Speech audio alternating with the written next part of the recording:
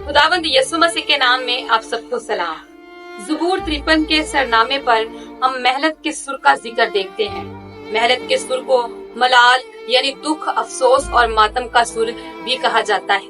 लफ्ज मेहनत के मायने है गम या फिर मौत, यानी ऐसा गीत जो दुख और मातम की हालत में गाया जाए, जिसे हम मरसिया भी कहते हैं। ये ऐसा सुर है जिसे दो गिरोह मिलकर बारी बारी गाते थे।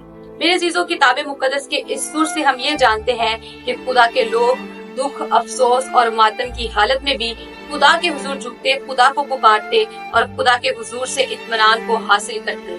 खुदावंद यीशु मसीह ने कहा कि वो इत्मीनान जो खुदा हमें देता है, दुनिया वो इत्मीनान हमें दे नहीं सकती। आज खुदावंद के कलाम के इस सुर के वसीला से हम ये सीखते हैं कि हम चाहे जिस भी हालत में हों, हमें खुदा के हुजूर झुकना और मदद के लिए सिर्फ और सिर्फ उसे ही पुकारना है, क्योंकि हकीकी इत्मीनान और तसल्ली का सरचश्मा मेरा और आपका खुदा है। इसलिए अगर आप जिस भी हालत में हैं, आइए खुदा के हुजूर झुके और उस इत्मीनान के चश्मे और तसल्ली के चश्मे से अपनी जिंदगी में तसल्ली और इत्मीनान को हासिल करें।